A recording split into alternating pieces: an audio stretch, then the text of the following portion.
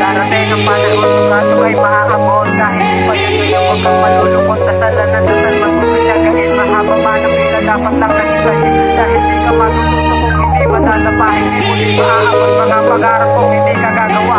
Sa paraan para mawalis ang kalit sa daan. Pero ano, walang sumusuporta, sige lang.